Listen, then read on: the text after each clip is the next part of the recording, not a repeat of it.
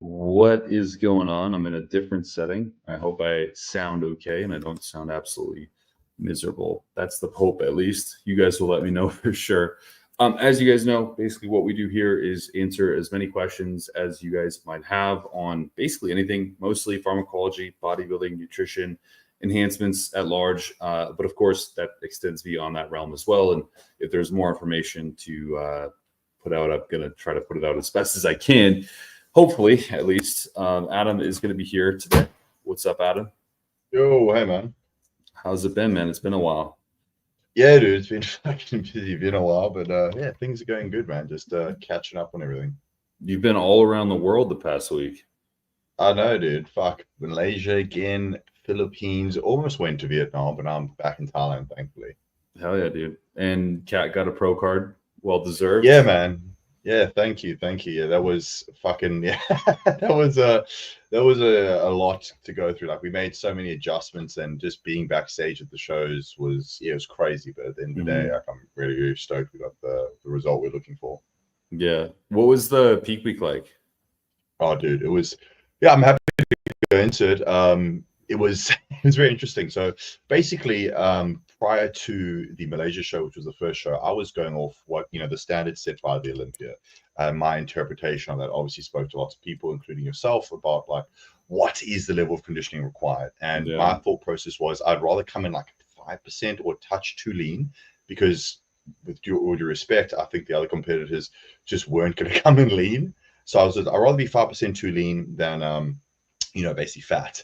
And we came in, and the feedback was that we were actually too lean, and we came fourth in the first show, which I was pretty disappointed by, because I thought we were like the most muscular and conditioned there, or whatever.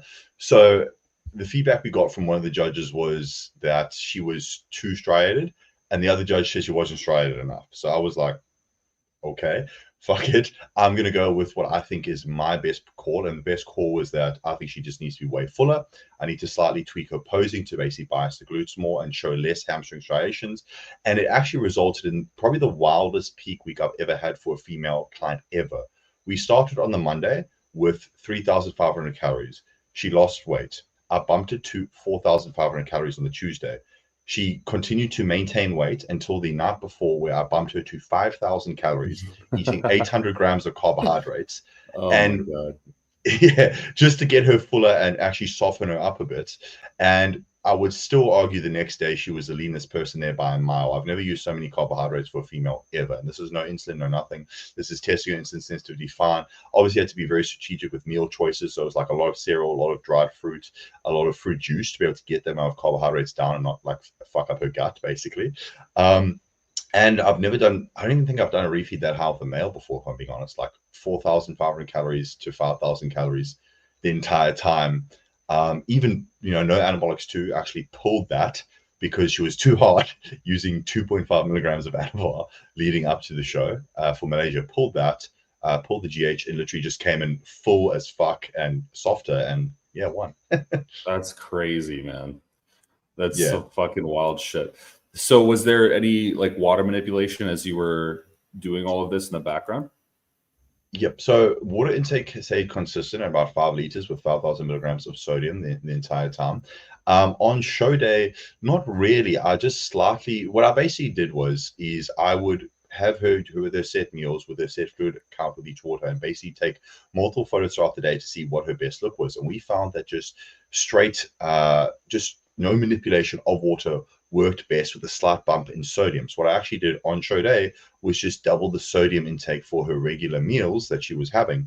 The only thing that was a bit annoying was they didn't quite say when finals would be, because I don't know, all these shows are run quite differently, where when transpired was they had like pre-judging in the morning, but then they had finals, but they didn't tell us what time it was. So I was trying to time these meals so that, one, they were digested and her gut wouldn't be basically overblown because the meal wasn't digested, but also full. And long story short, we were a little bit flat for the finals, but the thing was everyone was flat. So I was like, Yeah. thank fuck. But no super manipulation of water, basically the same, just an increase in sodium intake, really. And yeah, I mean, to be honest, if she does a pro show, I don't think we're going to have to come in leaner. I think the standard for the regional in terms of conditioning was much less what we see at the Olympia. Sure. Like those photos of her like spilled and dare I say fat. Yeah. Yeah. That's crazy. 5,000 calories went into that look. That is just mind blowing. Yeah, I'll probably make a funny post about it, but like legit, the night before it was like, like an 800, 900 grams of carbs, 120 grams of fat even. And she woke up the next day only 100 grams heavier. So yeah, like it wasn't even spilled that much. So I was like, fuck. And then also as part of the pump up process to soften her hamstrings up more, typically I don't have females pump up their hamstrings, only pump up their glutes, depending what division they're in. But had her pump up her hamstrings as much as possible to soften them up. Yeah, that is so funny, man. And it worked, which is awesome. It just goes to show too how things can be so variable for each person differently. Yeah, that's so crazy. Yeah, it was interesting. So like, luckily I was able to make those adjustments. It was funny because the Malaysia show was completely different. It was basically like, I guess, a little bit flatter and really hard and striated for the Malaysia show. I think we just got the official photos today, so I'll probably be posting those at some point and should show the difference. But then for the Philippines show, we just came in much fuller. Yeah. So that's the class A, and then there was a class B, which I don't think we have photos of. And she basically faced off against the overall winner from class B. Yeah, I mean the girl to her left even looks great, but I mean, Kat's still just like fucking huge. That's crazy. Yeah, no. And her tan is so much better too. Her tan is Kat's tan's better. She's got more glaze on.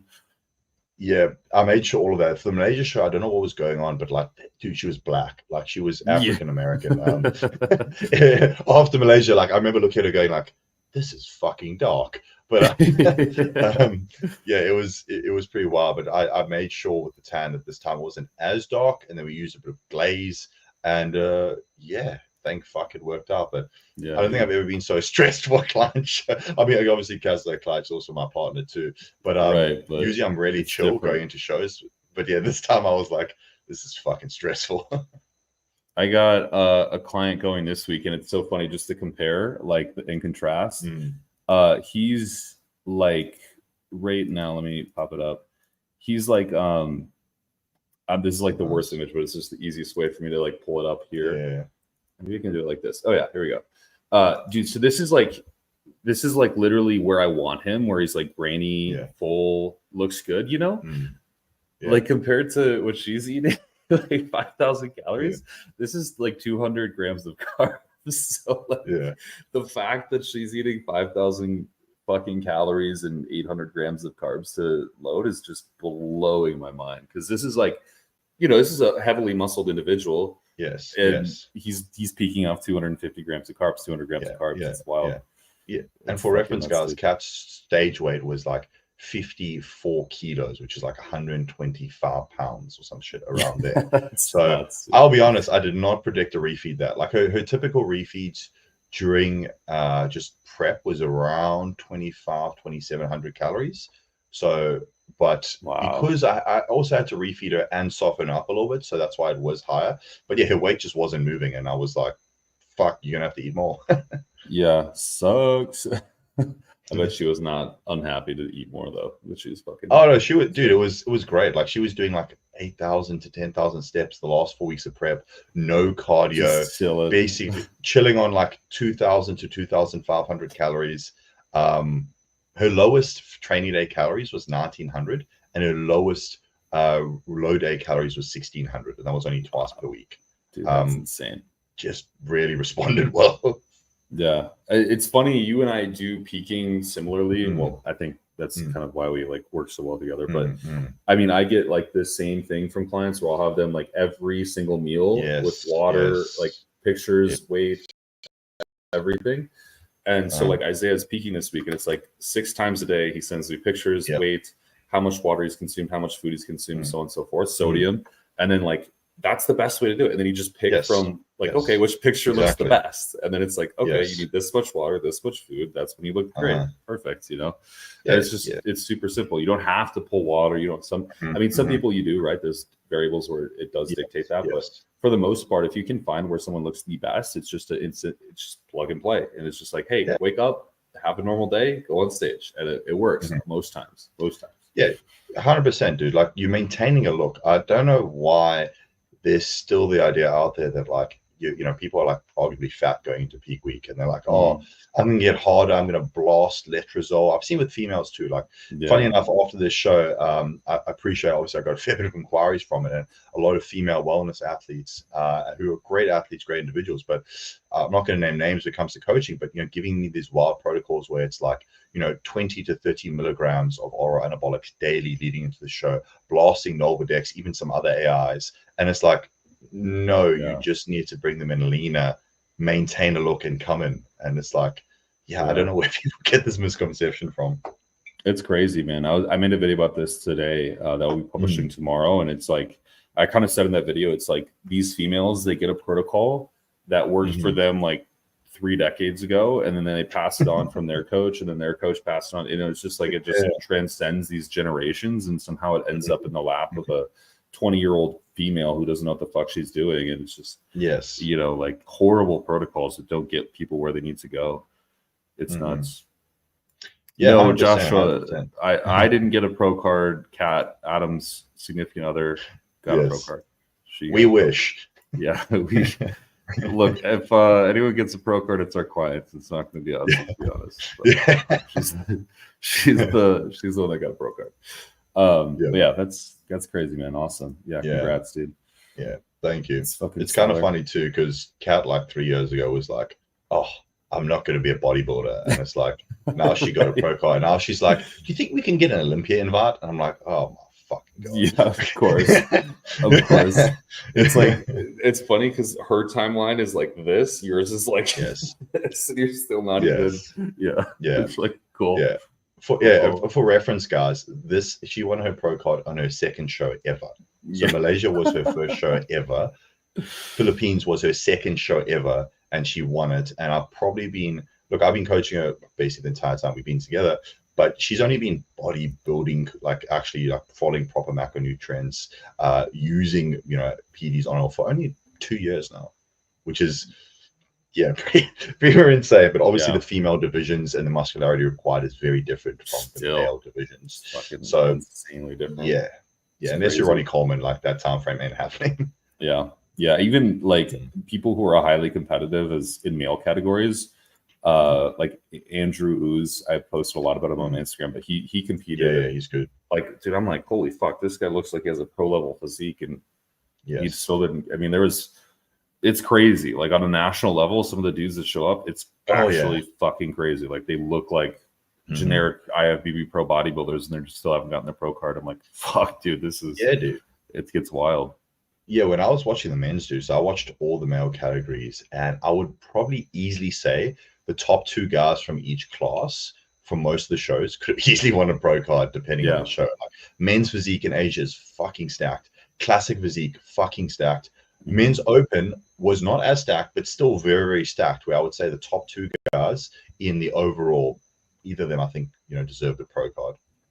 That's so wild, man. That's so wild. It's very cool to see, but you're right. Like Korea and Thailand have this category where I don't know what it is. It's like it's not even like bodybuilding. It's like bathing suit something. Do you know what I'm talking about? Yeah. I've had 2 inquiries of people who do that shit. I'm like, I don't even understand what this is. Like basically you want to be lean, but not too lean. You're trying to wear a bathing suit, but they're still taking trend. And I'm like, what's going on? But it's all about like the physique look over there. They love that shit. The open bodybuilder. Yeah, that's why I say to dudes, like, don't get me wrong, shoot for the moon, go for a pro card if you want it, but you have to be realistic about the time frame. You have to be realistic about the genetics and realistic of what you want to do. Like when I was telling people like what Kat was doing during prep and the level of like consistency and dedication required, like, I mean, I'm biased here, but like it was a lot more than a lot of the male bodybuilders were doing in terms of like the protocol, the training, the stuff. And that's what you have to do. And guys just don't realize that. They think, oh, I'm going to blast for like 5 years, get on stage and win. It's like, no, dude, you're going against guys who are robotic and regimented and doing multiple injections per day, multiple meals per day, consistently for years. So if you're not doing that, like, just don't even consider it. Yeah, we're in the non-responder division for sure. Yes, that's where we are. Yeah, Greg makes fun of my small arms because I'm a non-responder, man. That's what it is. Oh, yeah. once I got my pro card naturally, I was like, you know, I had that delusion of grandeur where I was like, this will, like, now it's time for the IFBB pro card. And then I competed in the NPC and I was like, oh, like this is a, yeah, like basically to get my natural pro card, you just show up shredded and then everyone else is like kind of fat still. But to get the, when you go to the NPC, it's like you can show up shredded as much as you want, but there's motherfuckers that got, you know, my classic weight cap was like, when I stepped on stage, I was 205 pounds when I did classic physique. And the weight cap's like 242, I think it is, for 6 foot, over 6'2". And I was like, you know, I look great. I'm shredded. No, dude, like that doesn't even fucking matter. Like there's dudes who are, you know, who have been doing this, competing for 5 years consecutively, putting on mass, like you said. And I think about a lot of people don't give credit to Nicholas from Thailand. Well, not from Thailand, from Aussie, but he's like a robot of robots, man. And unfortunately, like he had that heart issue, but he like, whenever I actually like met him and sat down with him and actually just like talked to him and heard what he was doing, I was like, oh, this is what it actually takes to like be a bodybuilder and like be that consistent. Like his day is completely built around meals, training, and drugs. Like that is it. And it worked, man. This motherfucker got huge and quickly too. I think it's down there, the transfer. That's fantastic. Just fucking insane. 10 months, 192 to 272 in 10 months. You know, it's just like, and that's day in, day out, nonstop fucking good bodybuilding every single day. It's nuts. Yes, and don't get me wrong, you kind of have to do the same as a female too, depending if you're any division above bikini. I'm not trying to knock bikini, but wellness figure, you have to do the same. But I'll argue for a male, you have to do that, but just for longer. Because don't get me wrong, you do get those genetic freaks who win their pro card very young, which is, you know, crazy these days. I think because of how popular bodybuilding is getting, the pool getting bigger. But for most individuals, at least males, 5 to 10 year time frame being a robot, and that's what you got to do. And people, I think, just a bit deluded with what it actually takes. It is delusional. And I had I keeping names out of this, I had a 16-year-old Albanian kid reach out to me, and it was to the point where he's like, because he was the kid from Ukraine who got his I think it was, or was it, I can't remember if it was Romania. It was Romania. The kid who got his pro card when he was 19 years old, the youngest. And he's like, I want to beat him. Like, I want to do it when I'm 18. And so I'm like on the phone with his mom, right, talking about taking testosterone. I'm like, dude, like, there's a language barrier. And I'm just like, listen, man, like, I think you have really unreal expectations on like what a cycle's going to do for you. Even if you started now, it's like, it's not like he is a genetic phenom, and it's a lot of these kids think like that. They're like, well, I'll hop on early, pop a cycle or two, get my pro card, and cash in. And unfortunately, it's just like, that's not how the fuck it works, you know. I think you should know whether you're genetic female based on your natural training. So if you're just putting on shitloads of muscle, and I could be butchering this, but I can't remember who it was. Maybe it was Ronnie Coleman or some of the top pro bodybuilders, but they looked at their like genetic basically their genetic markers when it came to myostatin, and they basically had a mutation there. I think also that guy, what's his name, next? I love the guy with no neck. I apologize. Nexzilla. You know, talking about that bodybuilder who's just enormous amounts of muscle mass, and they have, you know, genetic mutations which affect the rates of affect their rates of gain when it comes to muscle mass. So if you're natural, average, not putting muscle mass that fast, PDs aren't going to do shit. Like, you're not going to suddenly turn into Ronnie Coleman. His name, it's the dude. That's him. Him. Flex Wheeler was the guy that they did that study on, and they did a muscle biopsy and found out that he had more myostatin and more myonuclei by a large margin than everybody else. And it's like, if you have that, and this was the study was possibly fake. Like, there's so much stuff around the study, but this is a study done with like many top Olympians, supposedly is the inclusion criteria. And even amongst those, he was still genetically gifted. And so it's like, to really get to that level, you have to be something insane. And Rubiel is the same concept, like potentially most likely has the same sort of deficiency within his myostatin encoding gene, which there's like different enzymes and it gets complicated. So there's many different genes. There's over 150 genes that actually relate to muscle protein synthesis, and likely more that we just haven't discovered yet. And it's like for the stars to align, I mean, just do the math. Like out of the chances to have even 30 of those align perfectly, it's so rare. So rare. Yes. So yeah, guys, long story short, bodybuilding is getting more popular than ever, and it's getting more difficult than ever. Yeah. And one cycle isn't going to turn you into an absolute monster. It's a amalgamation of factors.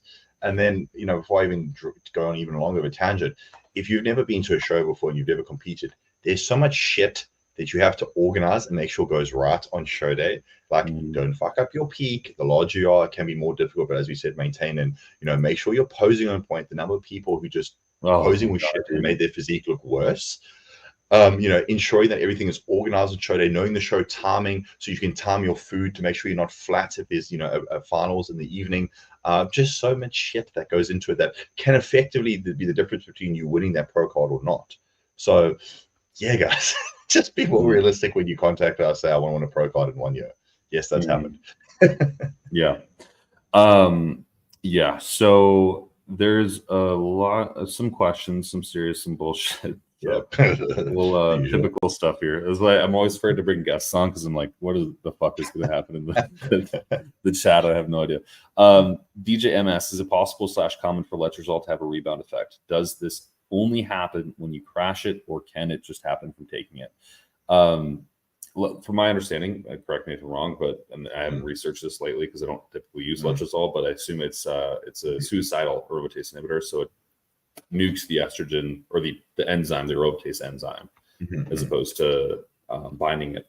And so, therefore, if you take it, you are completely getting rid of that enzyme until your body synthesizes more of it. So likely what's happening if you are experiencing a rebound is that you crash to such a degree that it, you know, synthesizes after some period of time. But no, it's not common.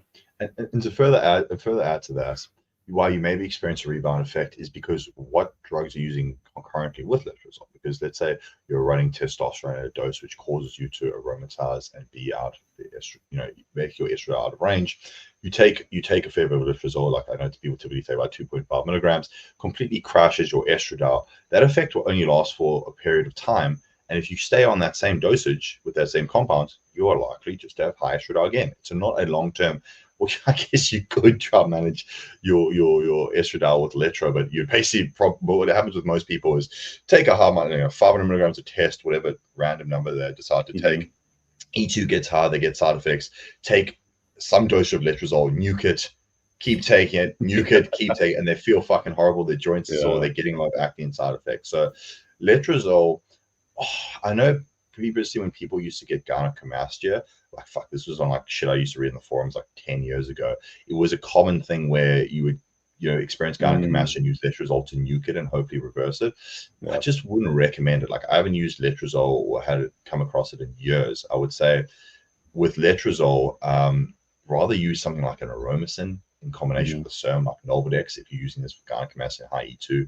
But long story short, you could be rebounding depending on what other drugs you're running with it concurrently. Yeah. And it's funny too, because like people talk about needing to crush estrogen for prep. And I think there's something to that. But what's also interesting is like these exercise mimetics that people are freaking out about right now, like which one is that I've been taking and pretty much love is Sloopy or like SLU. And that's like an estrogen mediated exercise mimetic. And so to crash your estrogen that far when it's probably already in single digits when you're in prep is just kind of pointless. 574 Cold asks, how much is generic GH in Thailand moving to Bangkok in May? Oh, dude, welcome. That's fucking sick. It's about $100 USD per kit. We get pens. Like Thai gear pens. I think that in USD. I don't know what it is in AUD. No, it's more like maybe 120, 130 USD, somewhere around there. Yeah, it comes in. I mean, you can get cheaper shit. You just have to ship it internationally, and then that becomes a problem because if you have a white person name, they don't like to give you your shit. Which I don't even think you told a story about the whole bikini suit for Kat coming into. Oh, fuck me dead. Yeah, I'll summarize it for you boys. But basically, we ordered like 2 bikinis from a US store. I'm not going to name the guys, but for whatever reason, they put the bikini amount as 5 USD, like what the cost is. So obviously, Thai custom sort was like, what the fuck? This is definitely Thai 5 USD, and basically we had to pay like something. I think it was like 600 USD or something. Basically, the same price of the bikinis to import it. So I basically paid double for these bikinis, which already were like 700 USD each. Oh my God. Fuck me dead. I never knew female bikinis were that much. But yeah, it was painful. Dude, it's crazy how much they are. I can't believe that shit happened. I was like, my gut was like, oh, that's so much growth hormone. Like, yeah, I know. Yeah, exactly. That's exactly what I thought. I was fucking hell. Oh my God. What's up, man? How are y'all doing? What are you both think of this new discussion around the necessary surplus to bulk as a new trend? Yeah. Yeah. Look, so I invited this girl on. She said yes, she couldn't come on today. We can literally look at my WhatsApp right now with her. I think we're gonna set up another time that best works. I want to do it live. Yes. But yeah, so and if you guys don't know, let me just pull this shit up because there's a lot of people who probably don't know. She's not like the biggest influencer right now, but she is throwing a lot of shits to a lot of different people, Jeff Nippert included, basically dismantling a lot of what people believe in, including that a surplus is not necessary.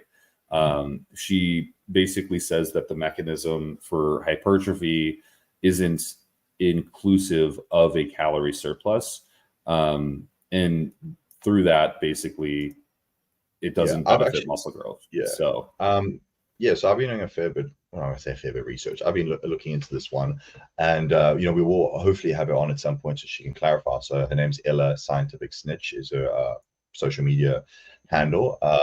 So I do apologize, I'm butchering this, but she basically explains, and I'm going to try explain this as clearly as possible. But she talks about like the mechanism of hypertrophy, basically being mechanical tension induced. Mechanical tension resulting in growth factors released from these basically progenitors. I think she calls them like the YAP and TAN cytoplasms. Okay, and basically these release growth factors, and these growth factors result in satellite cell proliferation. What these satellite cells do is they basically intertwine themselves, and basically the nuclei gets donated to the muscle fibers, which causes it to grow. Now this is signaling, which is basically based on mechanical tension. And she is saying that because of the signaling is why we can build muscle in a caloric deficit and why we don't need a huge caloric surplus. And I would actually tend to agree on that because, without a tangent here, in what I do with clients preps, and I also do with Cat 2, is I actually keep volume and anabolics higher in the beginning of prep because I actually see muscle growth. Now, can I say 100% I saw muscle growth? But what I can say is their lifts get up. They're visually their scale weight doesn't change too much. For example, over Kat's entire prep, she only lost 11 pounds. It was roughly around 5-point-something kilos. Her entire prep, that's how much weight she lost. And she wasn't super lean beforehand because I think she built muscle. But anyway, getting back to what Ella states is that because it is based on signaling, you don't need an excess of calories. And that's actually kind of supported by Eric Helms's research, where I can't remember the exact study, but I think it was released either in 2023, I believe, where they looked at different caloric surpluses, obviously in natural athletes, and they found that a 500 caloric surplus was too excessive and resulted in additional fat gain over, I believe, something around the 200 to 200 calorie surplus. So I think, again, she will correct me if I'm wrong here, but when she says maintenance, she says 100 to 200 calories projected maintenance, which could be defined as a very slight surplus. I actually wanted to ask her about this one because she says maintenance required, but then it's 100 to 200 calories additional. That would be a slight surplus by my definitions, but she calls it maintenance. But I think she had a good call with, or live stream with Dr. Todd, where they sort of established that it was a projected maintenance, which again, I tend to agree there because I do think people overdo the caloric surplus. The interesting part is, how anabolics necessarily affect that. And the thing is, I don't think we have too much research on this, but I think in theory it would be the same, that you would, whether you're taking PEDs or not, you would only need 100 to 200 calorie surplus to build muscle. Yeah. So that is my understanding of it. She could come on and say, I don't know what the fuck are you saying. That's completely incorrect, but that is my understanding of it too. Yeah, like the way that I heard her interpret it, which I think she's brilliant, right? I just think it's very confronting information and dichotomous in nature.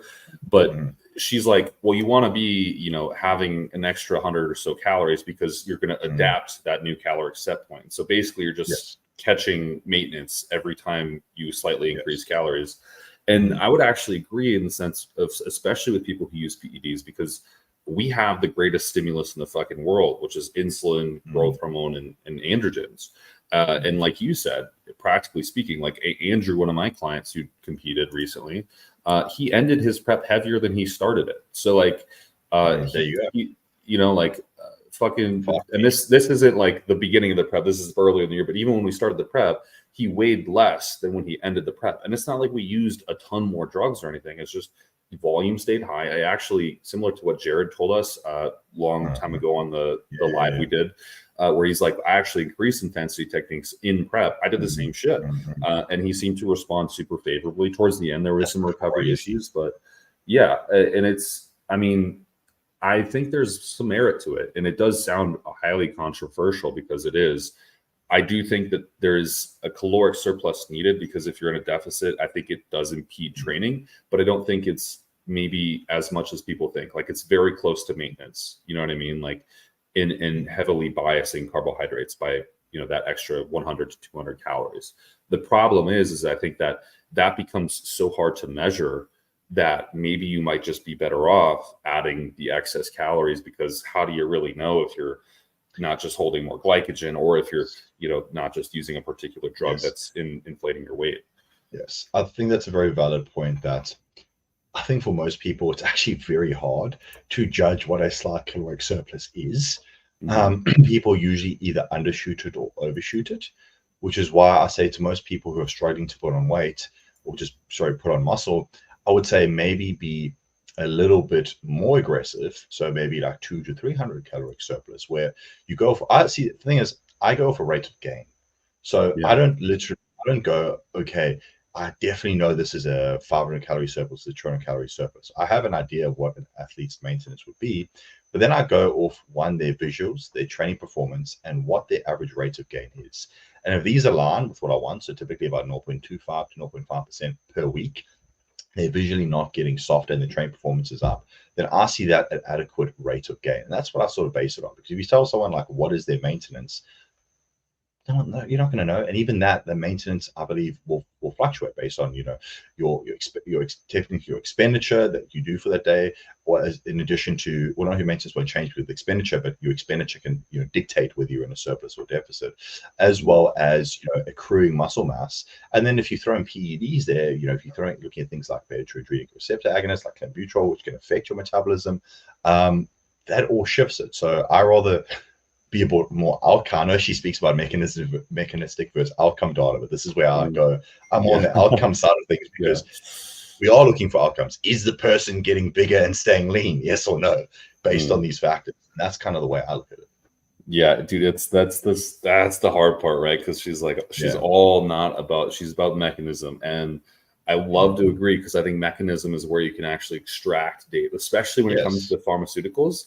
Like the mechanics is where you learn. The outcomes kind of really doesn't fucking matter, because we're not looking at general pop or sick people to base what we're doing off of. But that specifically, and what she says, is so hard, because what we do is based on outcomes. It's like, are you gaining the required amount of weight per week? And if not, like, what are you doing? And here's where it's even most conflicting, is with myself. Like, I can take a gram, 1.5 grams, a decent amount of growth hormone, and eat enough calories to where I sustain a decent weight, you know, like, and you see, like, I post pictures everywhere. People see what I look like. I'm pretty lean. I'm not like shredded, but I'm pretty lean, and I won't gain weight. You know, I can add those drugs and I won't gain weight. So it's like, what is it? The drugs that aren't working? Is my training stimulus not high enough? Or is it that I just need a greater calorie intake?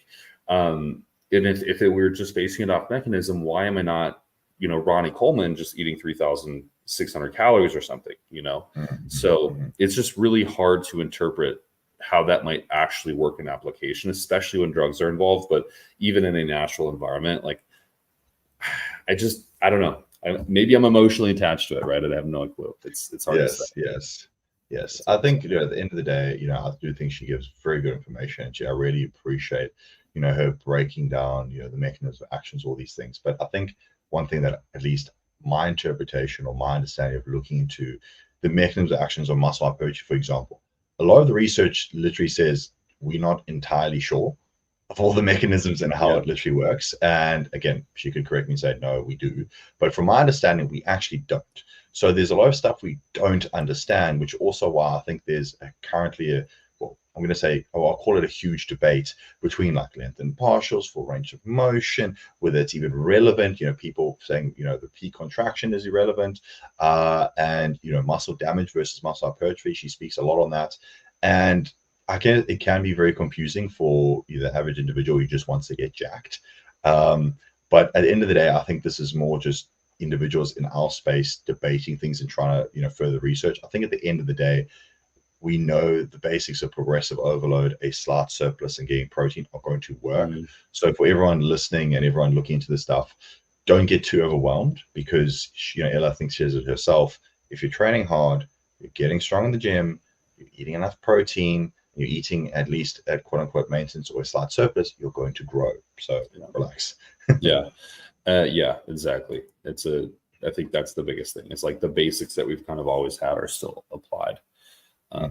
It's just frustrating as shit. Man, I'm broke, but I want to finish my calf sleeve and pull back. No, that's terrible. The only reason I do this is because I have too much money. That's the only fucking reason. Don't do this shit. I could put a down payment on 2 homes with the amount of fucking tattoos I have. It's stupid as shit. Can I do muscle worship? Probably not. Go homeless, then talk to me. Yeah. Did you hear about the DNA test they did on Ronnie Coleman? I think you're referring to the Flex Wheeler one. Serious question, but on 12.5 micrograms of T3 and 75 micrograms of T4, no more GH, 2 milligrams of retatrutide. We call that, the new name for that is just going to get this video demonetized, but it's retarditude. Will thyroid recover quickly if I remain in a deficit after coming off T3, T4 and supplement with iodine, selenium, and iron? Bro, how long is a piece of string? Like, I appreciate the answer, but we don't know. It sounds like you're doing the right things. Typically, in deficit, how extreme in the deficit is, how lean have you been? What are your current thyroid markers? I would test your thyroid markers where they now. T3 at 2.5 micrograms, 12.5 micrograms, sorry, is an HRT dose. Yes, I typically recommend supplementing with iodine and selenium to support thyroid function, but depending on how lean you are and how deep a deficit is, you may not. What I typically recommend is get as lean as you want, go into maintenance, basically slowly reverse out, keep thyroid hormones in, okay, supplement with iodine and selenium, and then, remove the T3. You really are at HRT dose at some point. Probably keep the T4 in and also slowly titrate off that. You say no more GH, so you don't have to worry about T4 to T3 conversion there. Retatrutide and its effects. My understanding is it doesn't necessarily affect metabolism. It's more about GLP, GIP, and GGR inhibition. Those different receptors, and more about appetite suppression and glucagon release. So that should be fine. I would also look at maybe titrating off of that if you go into maintenance, because there is some issues around gut paralysis with some individuals. I've actually experienced that myself when I was running my own experience myself, where before I go on another tangent, I used I believe it was 2 milligrams, which is the starting recommended dose, at least from what I found online, and I basically couldn't eat for a week, which was wild. I must have been like a hyper responder to it, and it really did mess up my gut. So I was like, I tell people, be careful, start at a much lower dose, because you literally Google like retatrutide starting dose, and most sources that I found said, starting dose is like 2 milligrams. Like, no, use less. But anyway, dude, long story short is titrate all things, go to maintenance, and then just test your thyroid panel, because we're not going to know. You're not going to know. The only way is if you test it. Yep. And I will say, we have data on refeeds being super supplemental to increasing rates of thermogenesis. Oh, shit. It's the fucking man himself. Oh, yeah. What's up, man? The glasses, dude. Yeah, the blue light blocking glasses. But they're real weird. They're like super orange. Not to bust your balls, but we're echoing super bad. Oh, okay. 1 sec. It's just I'll put my No worries. on. But with the T3, I think it's really just about the recovery time. We have data that shows a refeed will increase rates of thermogenesis pretty significantly. And if you're chronically underfed, it's likely going to be quite shit for maintaining a good thyroid function. The T4 is in there, which is good, but you don't want to be like just constantly blasting calories down. And then, I mean, why would you, right? If you're taking thyroid, why would you take it out when you're in a calorie deficit? I don't think that would be super, unless there's like heart rate issues and shit like that. I don't think it'd be advantageous at all. So yeah, guys. Nick, we were just talking about you previously. We were literally just talking about you. Like, we were talking about your post-show rebound as an example of like what bodybuilding really takes. Yeah, it's there's a lot involved. I think a lot of people like the idea of competing, and like they're like, I want to be a bodybuilder because they see people like, I suppose, get on stage and stuff, but they don't really understand I call it the iceberg effect, like all that shit that people don't see, it's underneath the surface. Like they're just seeing the tip of the iceberg.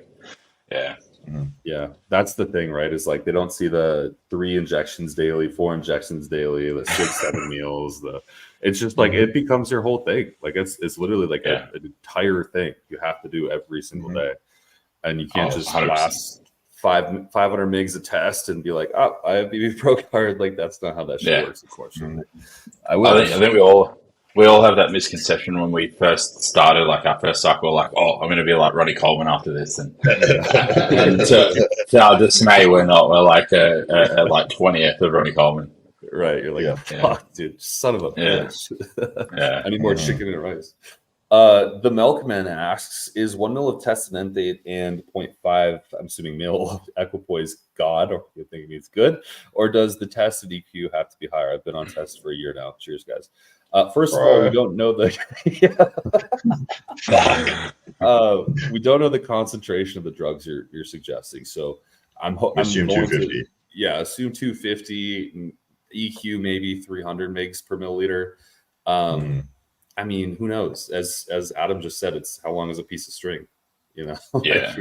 You've got to take into individual rates of aromatization, like how quickly or slowly you metabolize the drugs, like because if you're a fast or slow metabolizer, that'll also affect your aromatization rate in addition to how much fat you contain on your body, that sort of thing. Like if you're 7% body fat versus 15% body fat, like 250 tests is going to cause different estradiol levels in those two different instances. Correct. Like how advanced are you? How much muscle tissue you have? What are you shooting for? Are you shooting to be healthy and have some muscle? Are you looking to compete? I mean, given that you're asking this question, I'm going to assume you're fairly new or a beginner, in which case that's what, like 250 milligrams of testosterone a week. Let's call it 150 milligrams of equipoise a week. Yeah, I guess that would be a decent dosage for you to continue on. But as Nick said, like, what is your E2 levels like? What is your levels of aromatization like? You know, I mean, I doubt it, but like, is your red blood cell count and hematocrit getting super, super high? That's affecting your blood pressure and resting heart rate. Maybe, I don't know. That's something to look into. So, asking whether something is good is very contextual. You know, are you making progress and are you healthy? Maybe that's you have to decide and determine whether it's good or not. Damn right. Nick, curious question for you. We got. Yes. Have you seen the girl who's been posting recently? She might even be watching this, so please excuse me if I offend you. But she's been posting a lot on Instagram about different things that are highly controversial, calling out Jeff Nippard and a lot of other science-based individuals. And I haven't seen her. No. Oh, scientific snitch, I think is a handle.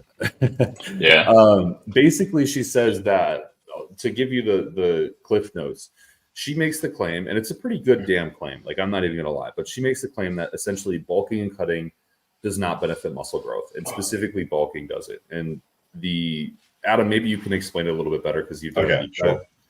Sure. So, Nick, you would understand a greater level than me on this one. But basically, she speaks about how the hypertrophic process is based on signaling, that you're looking for satellite cell proliferation, basically donating the nuclei to the muscle fibers to add to it to make muscle fibers larger. And because the hypertrophic process is basically based on signaling, she makes the claim that you can build muscle on a deficit, which I do agree to a certain extent, and that you don't need to eat in a surplus. So she defines maintenance, again, she can probably clarify for us, as like a projected maintenance, which to me just sounds like a 100 to 200 calorie surplus. But she's saying that basically if you eat in a 100 to 200 calorie surplus, that's kind of all you need, and you don't need to bulk nor cut.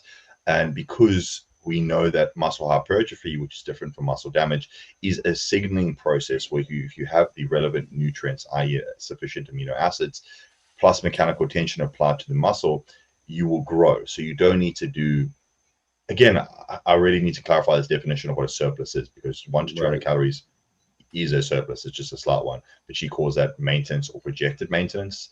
I guess, what are your thoughts around that? I think the first thing that comes to mind are those studies where they overfeed individuals, overfeeding studies, and certain people see a like increased surplus from like adding in, say, like 1,000 calories or whatever on top of their maintenance.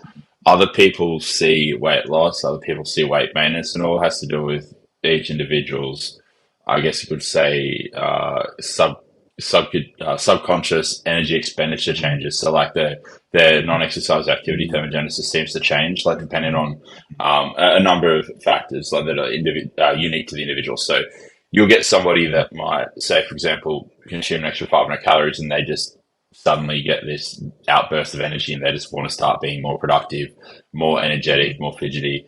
And then they end up offsetting a large portion, or sometimes entirely, or sometimes even more than the increase in food. And therefore they could see like not change in weight. They could see a small increase in weight. They could see even a small decrease in weight. And then you've got other individuals where you give them an additional 500 calories and they might get fatter at a rate of 500 calorie surplus. They might maintain weight, or they might even get fatter than a 500 calorie surplus. So some individuals that were documented to legitimately, you give them more food and they get more lazy. And I'd hate to be one of those people. That's a typical, I can't seem to lose weight. I try everything and I can't seem to lose weight. That's those kinds of people a lot of the time. Like, you give them more food, they get more lethargic, sit around the house more. You take food away from them, they're also very adaptive in the sense that they'll start moving less. And then the typical hard gainer, you take food away, they get more energetic. You give them more food, they get like 10 times more energetic. So it's like they always struggle. So I think it comes back to the whole case of it really depends. And I hate these generalizations that people, like the generalized statements people make. Like, you can say, yeah, all right, that's not a surplus, that's maintenance. And I get why she might be saying that, because that energy expenditure can fluctuate day to day. It's pretty hard to kind of say I'm in a 200 calorie surplus. Like most people, I mean, just with the margin of error, 20 to 30% margin of error in nutritional data on all foods. So it's kind of like, how do you really like logistically measure that? It's really fucking hard. I think a better way of putting it is like, I think in a lot of instances, unless if you're like extremely advanced, you can build muscle at maintenance or around maintenance, even sometimes in a very small deficit, I think. And genetics come into it too. Some individuals are going to have a higher propensity to build tissue easier, whereas other people, they have, like, I guess you could say, the entire deck stacked against them, and they have to do every little thing right to see that needle move. And they might need to be in a small surplus. How big? Like, it's, I don't think you need to be in a big surplus, but I mean, the issue with trying to stay in a small surplus is sometimes you might not even be in a surplus. And so, it's, I don't know, I don't even really know if I'm answering your question. It is. I think, funny enough, you're coming to the same, basically, caveats, or rather the same conclusion I did, that, I agree mechanistically, or with the mechanics that she's speaking about. I'll be honest, a lot of it does go over my head when she's talking about like some of the really nuanced stuff about like TAS, YAP and TAS cytoplasms activating.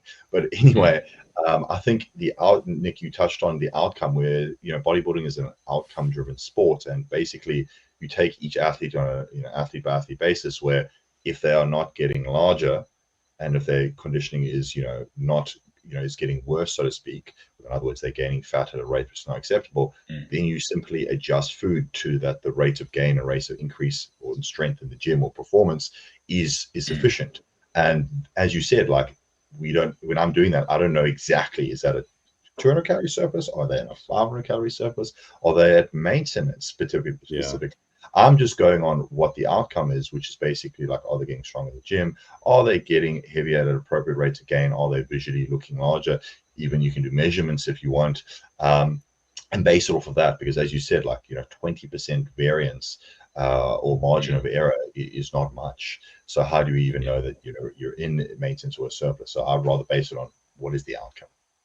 Yeah, that's the issue with this whole, like, what's my body fat percentage, or what calorie surplus is this putting me in? It's like, these things don't really matter, like you said and touched on. It's more important that we concern ourselves with the proxies to muscle growth, which is increase in strength performance in the gym and gradual increase in weight. But I'd say in terms of the order of hierarchy, the change in body weight is at the bottom of the list in terms of order of priority of, like, I suppose, the magnitude of importance. Like, I'd say performance in the gym, visual changes in like weekly or monthly check-in photos. Yeah. They're probably the bigger kind of indicators of progress. Like, because I don't care if someone's scale weight's going up 500 grams a week, but they're looking worse. Like, you're just getting fat, dude. Like, stop. Yes. But if their scale weight's not changing, but visually they're looking a bit bigger and their performance is going up, their calorie needs are increasing, that would indicate more metabolic tissue is being accrued, because, I mean, muscle's metabolically active. It's the only reason why, other than like just substantially increasing energy expenditure through extra activity, why your calorie needs will be increasing over time, because the recovery demand is there for it and there's new metabolically active tissue being built. But yeah, like, it's a slow process, as you guys know. Like, no one's going to build like a pound of muscle. Like, a legitimate pound of muscle a month is pretty unreasonable. Like, we're talking about like a few grams of muscle tissue being built on a daily basis, and then factoring in all of the, like, the water, the glycogen, the minerals that are deposited in the muscle. That obviously contributes to additional weight, that sort of thing. But yeah, I mean, a lot of what's, I suppose, viewed as muscle growth in the context of what we might measure on the scale is just muscle edema. Like, yeah, that's true. Yeah, like I mean, you plug in growth hormone, some people will put on 5 pounds easily, and it's like, I got huge. Bro. Yeah, and technically, like, on a DEXA scan, it is muscle, because muscle is over 70% water, but it's going to go the moment you remove the drug. So it's not actual, like, myofibril growth. Like, that takes time. And that's why, and I think, honestly, that's the big thing with the post-show rebounds too. And with my post-show rebound, I think a large portion of that initial weight gain was just muscle edema. Very just additional fluid. Yeah. And I mean, you see that, like, there's a super compensatory effect after, like, starving the body or underfeeding for so long. The body's just hyper responsive to that food and the mineral, like, deposition in the muscle, and just pulls everything in like a sponge. It's funny, we all came to the same conclusion separately, basically. It's like, and I love how you said, like, I didn't even consider this, like, someone's movement. Like, let's say they work a highly variable job where they're working at home one day and then in the office another day, and like their movement changes 4,000 steps per day. Sometimes that's like your whole surplus if you are in 100 calorie or 200. So like, the insurance policy might be a 500 calorie surplus, and that might be just what you need to sustain rates of adequate growth and not lose weight. Because we know that clearly being in a deficit is not beneficial for any development of tissue, unless you offset with drugs and copious amounts of volume. But anyway, this is where, like, I think this is where you have to bridge the gap between, like, theory and an application. Where in theory, I definitely agree, but in application and people's lives and what transpires, like you just mentioned, variable expenditure, you kind of have to, mitigate for that. And correct, I'd rather have someone in a slightly larger surplus and growing than being like, oh, we know we can grow in maintenance / 100 calorie surplus, but then that individual is like not improving because some days it's a deficit for them. Yeah, exactly. All right, moving on to more drug questions. What would be a dose that you would take for a lifetime of test to be healthy and slightly enhanced? 300 milligrams. I think, Nick, you probably have a really great fucking perspective on this at this point, kind of going around the block. Yeah, no, 100%. Yeah. Well, everything that I've been through recently, and I mean, the more that I find out about it, the more it seems like it's honestly just a string of shit luck. What happened to me, which is Yeah. funny. That's a topic of discussion for another day. You gotta Because make I a mean, fucking long form the video EQ, about it, man. well, the EQ I was using was fake, and so Yeah. it's like I was only on 1.5 grams of gear at the time that it happened, but I got a viral infection from a friend, and that viral infection actually put him into heart failure. His ejection fraction was between Oh, 30 to it 40%. did. Oh, Yeah, and wow. he gave it to me, so it's like that was just the straw that broke the camel's back. That with the sleep apnea and stuff, I think that was honestly the largest contributors, and then the PEDs just obviously would have been having a bit of a negative impact on the what how would you word it, like the organs not receiving Not as much the like materials, all it's the cerebral resources my body were function, being or put. I see. All the resources, was it not stem cells, but they were basically being petitioned towards my muscle because I was on super physiologic doses of anabolics, and so my liver, kidneys, and heart weren't getting the regenerative like Are you benefits talking that about like it needed from. osteoblasts, basically, or Yeah, yeah, osteoblasts. Yeah, sorry. Yeah, yeah, so I think it was just a unfavorable petitioning of that due to the like higher than replacement doses that I was on, and then couple that with a year of unaddressed sleep apnea, which was causing the right ventricle to hypertrophy a little bit and dysfunction there,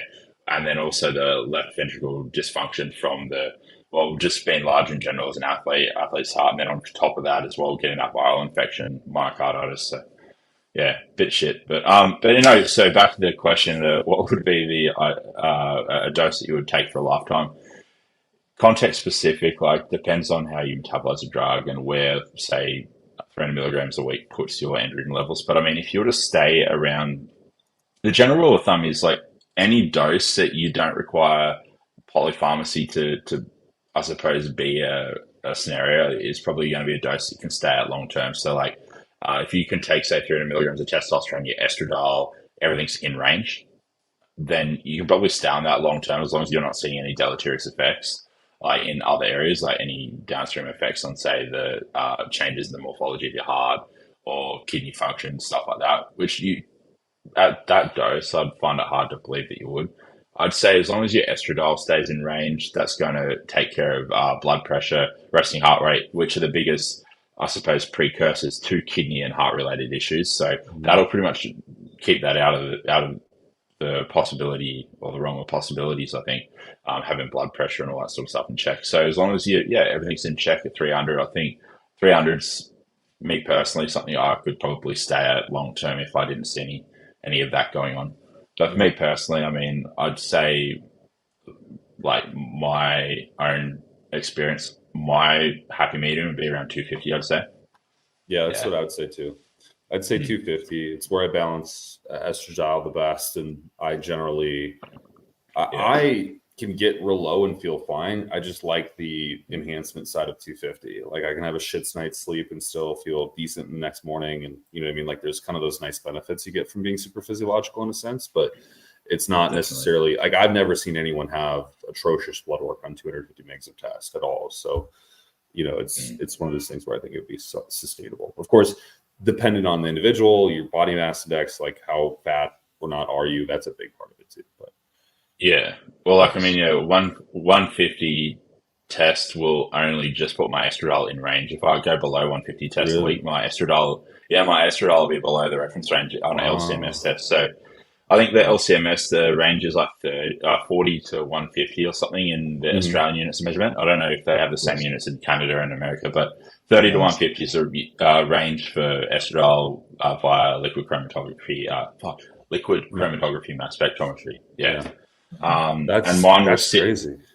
Mine will sit at 29 on 125 megs a test. So like I'd need to go up to like 150 to kind of keep estradiol in range. Yeah.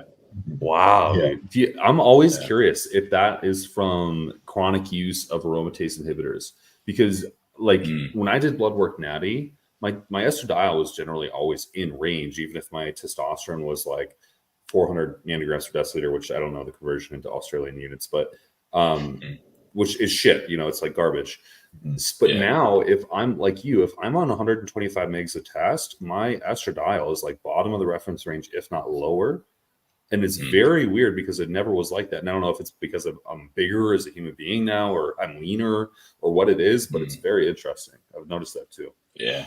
I'd say it's either, like you said, from chronic exposure and use of aromatase inhibitors, maybe making changes at the genetic level, or another plausible, possible explanation would be just chronic exposure to supraphysiologic doses. So your body obviously is always trying to maintain homeostasis. So I think being exposed to higher levels, having a different androgen receptor count to what you had as a natural, you probably have a higher tolerance to anabolics, and therefore your body converts at a slower rate or at a lower rate. So more androgen receptors for androgens to bind to, therefore less is kind of like spilling over and being converted into estradiol. And it's generally been a little bit leaner too. I think as we get older, we get a little bit leaner, and our ratio of DHT tends to estradiol tends to increase as we get older too as men. So I think that could be a factor too. Maybe there's some just general kind of chronological genetic factors that are at play. I'm spitballing though. I haven't actually looked into that before. No, I mean that's what I think too. Very similar. Yeah. So, so long story short, man, as much test as you can use. Yeah, facts. There was an interesting question. Here it is. Do you have to raise the dose of TRT after time due to the body learning to clear tests faster? I don't think it's learning to clear tests faster, but as Nick and Colton just discussed, you might change with what is required to keep your estradiol and your testosterone in the range that you want. Also, people need to remember that longevity and being jacked are kind of like polar opposites to each other. So that's why I always get a bit not confused, but rather when people say oh, I want to be healthy, or I want longevity and I want to be super physiological doses, they're kind of on polar opposites there, because you either want to be keeping your test at in the natural range or near the top, which is probably going to be better on the longevity side. But if you're looking for super physiological dosages and just keeping other health markers in range, you'll probably perform better, you'll be bigger, you'll recover faster, but it's probably not the best for your longevity. So keep that one in mind. So if you're asking for what's going to give me the best performance and not fuck my health markers, then I think it's what Nick and Colton were saying, where the highest dosage where your E2 is in range, your resting heart rate, blood pressure are in range, and then you can tolerate with no other side effects. But if you're looking for longevity, I mean, you actually don't want a low muscle mass. You want to be a fucking marathon runner with a very low resting heart rate, not eating much and not taking much PEDs at all. But to answer your question with TRT, yes and no. If you're just someone who takes TRT and doesn't lift, I would argue that's probably not going to change. But as Colton and Nick speculated, as you get bigger, potentially that dosage might need to be slightly adjusted to keep your test levels in estradiol in range. Here's what I was thinking about recently, and I was contemplating this, and I actually mentioned it in a YouTube video, but because you gain more androgen receptor density from using more androgens, right? You develop more androgen receptors. Yeah, that's been solidified in research. Wouldn't theoretically you need less in a TRT sense to be you would need less serum testosterone to have an amplitude of effects with testosterone, when you did come off with steroids? Like a hyper responder having a higher AR count sort of thing. Yeah. I think so, and I think that's the reason why when you see people who've pushed doses really high, professional bodybuilders and stuff, they come off or they have a break for a while, they return to it, like Seth Feroce, they just blow the fuck up on less gear. Yes. I think there's that androgen receptor count memory almost, the body, even if you lose AR receptors, they repopulate very quickly, I think. I think there's definitely something to that. Yeah. And also the muscle memory aspect of them. Yeah. You talk about just regaining size. Yeah, just having a higher myonuclear count in each muscle cell. Yeah. It's basically the way I kind of like to explain it to people who don't understand biology is the myonuclei, when you get donation, myonuclear donation to a muscle cell, instead of having one city in the country, you've got two cities in the country. And so the radius, so basically if the muscle cell has one nuclei in it, it's going to be able to have a certain effect on certain radius of that surface area of the muscle cell. If you get myonuclear donation, you get another nuclei go into, say, the other end of that muscle cell. then you've got like a greater overall coverage. And it's kind of like you just get better signaling through the entire cell because of that additional city. You got like 2 hospitals, like 2 ambulance services, that sort of thing. So if there's any issues in the cell, they can be addressed a lot quicker. There's less distance to be traveled, if that makes sense. I explain to people like that, and it makes sense to them then. Like, oh, okay, so the city's able to get bigger because if you've got 2 hospitals, the city can get bigger, like more efficiently. Like it's kind of like, yeah. So in order for the cell or the city to expand, or the state or the country to expand or whatever, like if you have more cities, you have to expand at a faster rate, and the potential for the expansion is greater than what it was with one nuclear. Yeah, it's a bit of a poor analogy, but if you think about it enough, it makes sense. More infrastructure, more expansion, basically. Yeah, that's Adams with the engineering mindset there. But yeah, autism. Yeah. In terms of do you have to raise the dosage due to after time due to the body learning to clear the test faster?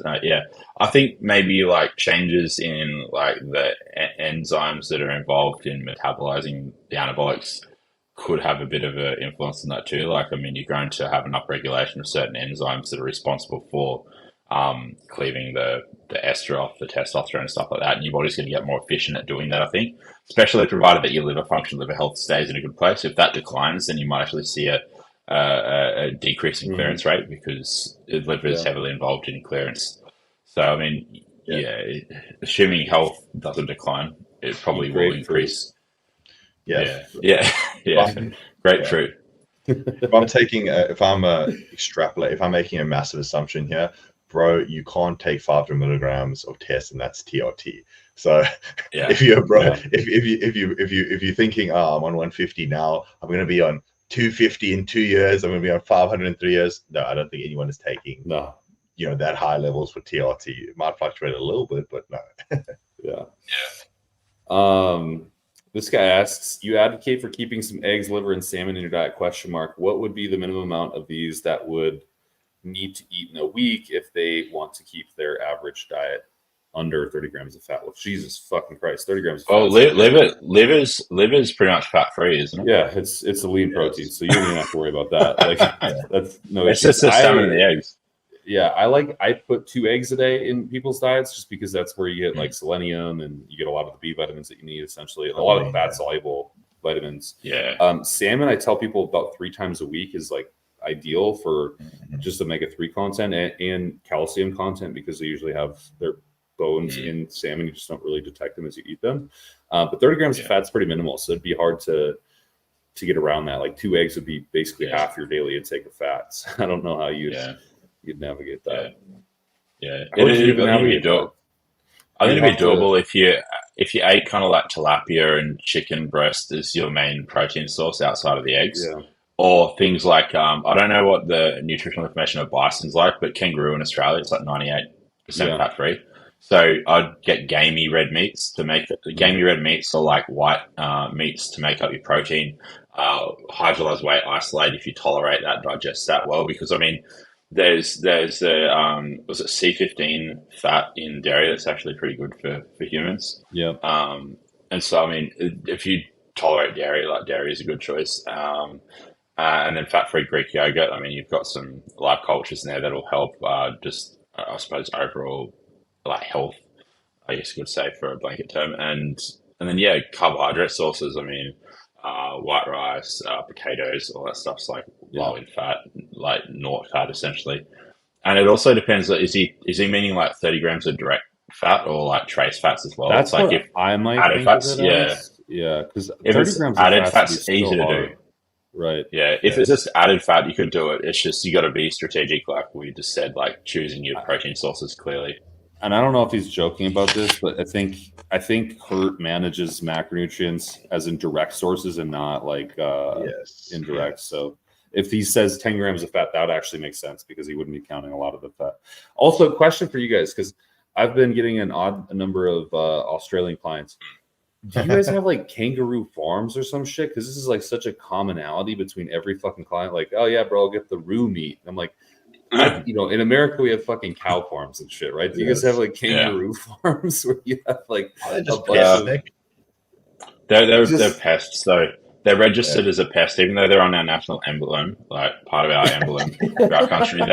They're legitimately classed as a pest. Like, well, I come from a place called Canberra, the Australian Capital Territory, so the capital state of Australia, or has a capital city in it. Sorry, and yeah, down there they're classified as pests. Like people deliberately try to mow them down in their car if they see them on the road. Yeah, there's like for a long time there was a severe overpopulation issue. So they said everyone just go out with your like 22 cal rifle and just shoot as many kangaroos. Yeah.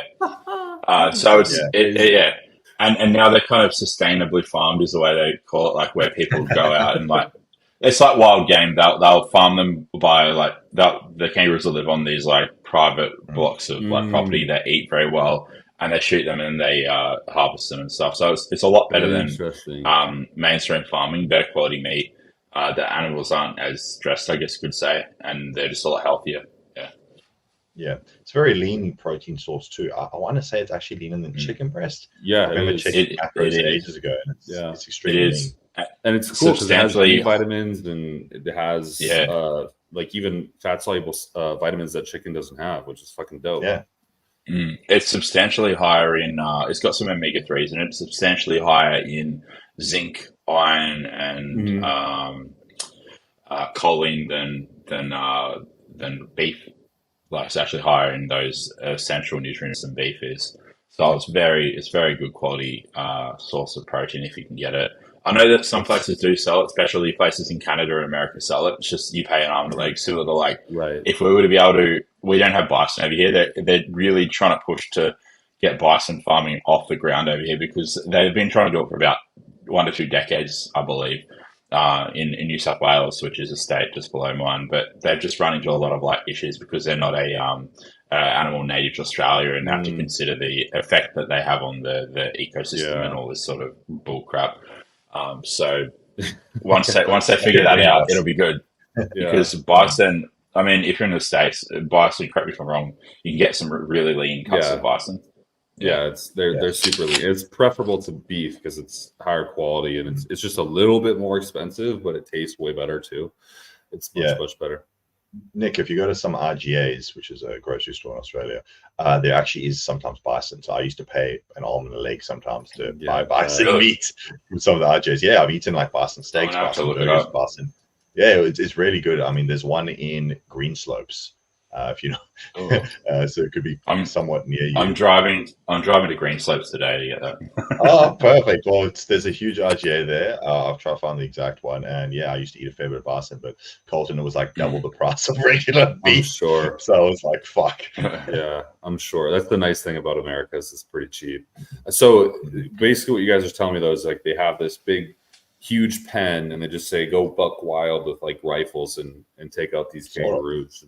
Interesting. I'm it's like a sustainable model. Yes. Yeah, they breed so quickly, and I think I would have never guessed. Honestly, I would have never thought that. Which is crazy. Yeah.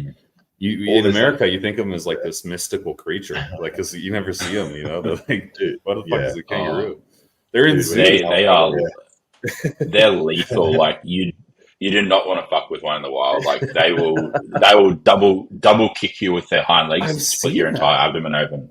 Yeah. This guy had a punching bag. Very aggressive.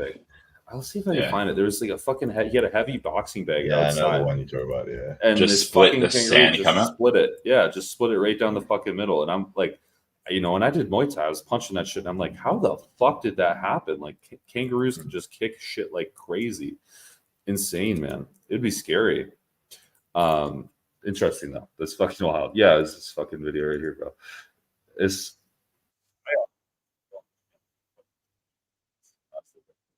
humanoid. Is this fucking video? He's like, yeah, that's the one.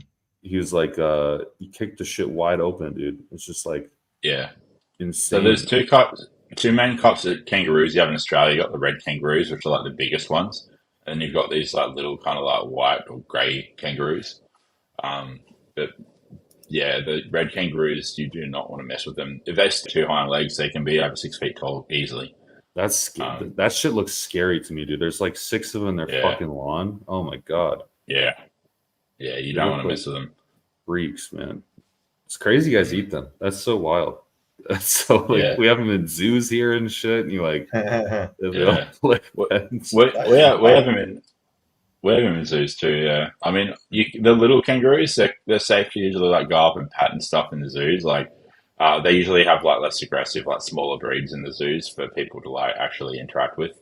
But they would not have a red kangaroo in there because they'll fuck people up. Yes, that is wild, dude.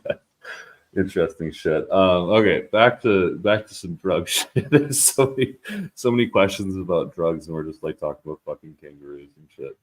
All right, let's see. Okay, how would you program a GDA into one's day? I read that you don't want to take it pre or post workout or prior to bed. Interesting one. In fact, we keep mentioning Ella, scientific snitch, but we should actually talking to Todd about that. How the inflammatory process is more correlated with muscle damage, which is different from muscle hypertrophy. This is one of the, I'm not gonna say controversial takes, but let's say different takes where we don't actually give a shit that it decreases inflammation. I know a lot of people say that hypertrophy is an inflammatory process, and again, I can't wait to speak to her and for her to speak on this topic. Right. She was saying how the inflammatory process is more correlated to muscle damage, and muscle damage is different from muscle hypertrophy. So, long story short, you can take GDAs pre and post workout, but the idea is that you would be very insulin sensitive. Having completed pointless. Yeah. So why would you need that? So I'll take it in the morning and before bed. Yeah. There we go. Yeah, I was going to say basically yes, morning and before bed. You can dose it with some of your other meals per day if you so want. But again, how insulin sensitive or not sensitive are you? That's fucking crazy. Yeah, I didn't realize like she'd be that into the knowledge of all those things. I just thought she's a fucking teenage girl, and I was like pulling apart this shit. Like, what the fuck? No, it's good. It's gonna be a very interesting discussion, Nick. After what teenage girl? Wait, who's this chick? So this is the girl who was supposed to give you a bit of context. She was supposed to be on this live stream, but she had caught up in some lab work, and basically we're hoping to have her on another one. And she has some very, very interesting takes, or I guess putting some good information out there about like the difference between muscle damage and muscle hypertrophy, the process or mechanisms of muscle hypertrophy. How insulin works in the body, and this, my understanding is your area of study and area of expertise, and it sort of is. I'm not going to say goes against, but it's different to a lot of people's understanding, specifically the one about the inflammatory process and how we shouldn't, some people think we shouldn't be taking GDAs around, the pre and post work window. As you said, it's probably pointless. But my understanding from what you said is inflammation is related to muscle damage, and that's not muscle hypertrophy. So you shouldn't worry about that and rather use a GDA based on your blood glucose. Yeah, well, I mean, I think it probably ties back to when there was that misconception earlier on in, I suppose, industry, when everyone had the preconceived notion that muscle growth was a byproduct of 3 things: metabolic stress, muscle damage, mechanical tension, whereas it's more just predominantly predicated on mechanical tension. The metabolic stress, I think, and the muscle damage are more so almost symptoms of the stress that's required to get the mechanical tension, the signals of growth. So it's kind of like the metabolic stress and muscle damage come along for the ride, but they're not the contributors to the muscle growth. They're just kind of like they occur as a result of the process of acquiring new tissue.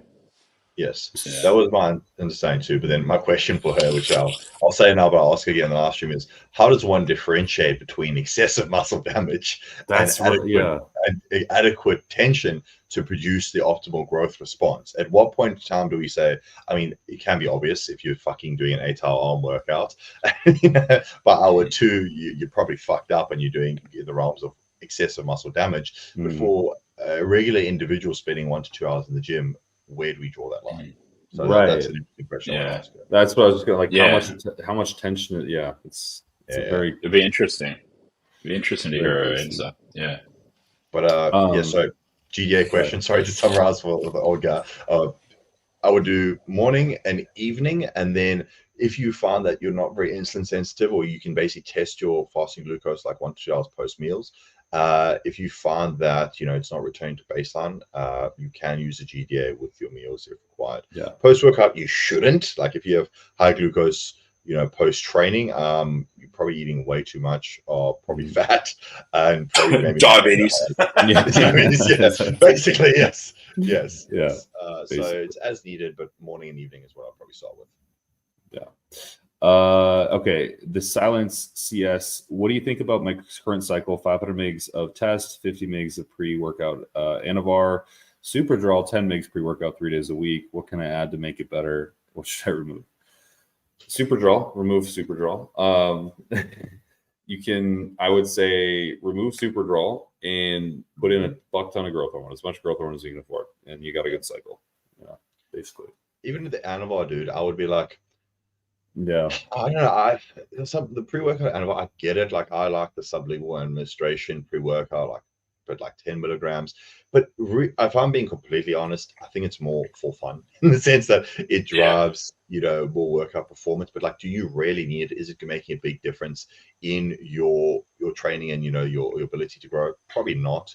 And for most individuals, even if you do it sublingual, I found that they will swallow some of it. So I usually find with guys doing sublingual administration, sometimes after a couple of weeks or even as short as a week or two, they start getting GI issues. So I usually say use it, but you don't really need it. But I agree with Colton. Well, see, the thing is purely from an inconvenience standpoint of how to administer or take Anavar, I would remove it from this. Not because it's not effective. I think you guys said it can still be useful. I mean, also Anavar, when you're on super physiologic levels of androgens without the Anavar even being factored in yet, how much is the Anavar really going to do? It's kind of, would it be akin to someone drinking BCAAs when they're hitting the protein target for the day?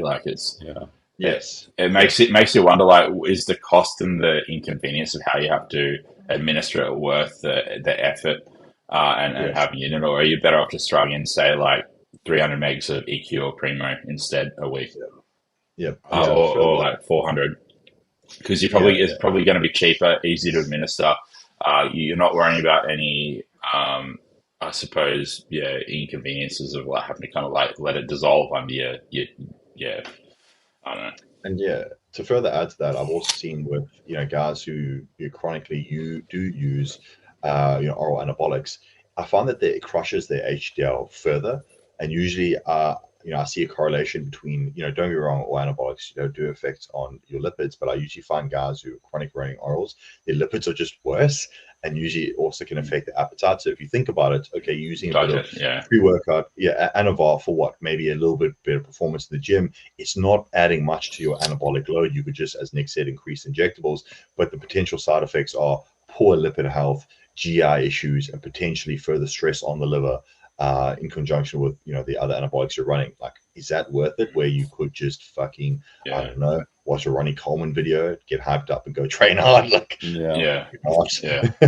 But like Colton said, if you take the 500 test and you literally drop the Superdrol and the Anavar, I could easily say you're probably at those doses probably spending I don't know how much a bottle of Anavar and Superdrol in the States go for, but I mean, at least 3 or 4 use of growth hormone a day, of at least a generic. So I mean, if you were to put that towards GH, you're going to get way more out of that. I mean, not to sound like an elitist, but bioidenticals are superior in ways because they're predictable. You know exactly how the body handles them because they aren't a foreign agent. Your body knows exactly what to do with them. Sure, they're estified and stuff like that, but that's not an issue. We've got enzymes to handle that. Way less deleterious on the overall, I suppose, systemic, I suppose, overview of the body. You don't have as many kind of issues, and there isn't this kind of unknown interplay between drugs. Because the problem with these hormones that aren't bioidentical, we might have some human data on them, but I mean, we don't have extensive human data on them because a lot of them were discontinued or they were no longer be studied on when the whole 1990s baseball lawsuit thing went through, and so we just don't have as much conclusive data on those. Whereas testosterone, we use it in a clinical setting for hormone replacement therapy. Growth hormone, same thing. We've got a lot of not just prior but also ongoing research in these drugs and how the body is affected by them and how it handles it. So it's way more predictable. Like there's no unknown pharmacokinetics or pharmacodynamics, whereas with other exotic agents there is. Yeah. And to add to that too, like we have gender affirming therapies in women, so we can see like what dose of androgens is deleterious to their certain organ systems, as well as hirsutism. And we have, people who have short stature using growth hormone at a young age that are in surpluses of like 30 IUs of growth hormone. We know what happens when you take astronomical doses at your specific demographic, and it's really not that bad as long as you're controlling for the outcomes. And okay, interesting question to pose with this though, because you guys brought up an interesting point with the whole anavar thing, and this girl proposing that muscle tension is the mediation to hypertrophy. Wouldn't applying like Anadrol pre-workout then be one of the best anabolic solutions, because it does drive that acute ability to create more tension? Yeah, you yes and no. I was going to ask that question too. Yeah. I think yes, because to a degree, like it's like you said, it's going to drive more neuromuscular efficiency. You're going to be able to move heavier loads, generate greater degrees of mechanical tension. But it's kind of like an elevator scenario. You need a certain amount of mechanical tension to signal and drive muscle growth. I think anything beyond that, like it's not going to really do anything. It's like muscle growth, I think, is a pressure sensitive process. So you hit a certain pressure threshold and boom, you get that mechanical like tension required to signal, because it's a signaling process, that muscle growth will occur. If you go above and beyond that, it's like you don't get brownie points for going above and beyond. And I think that hepatotoxicity of it probably works in against your favor.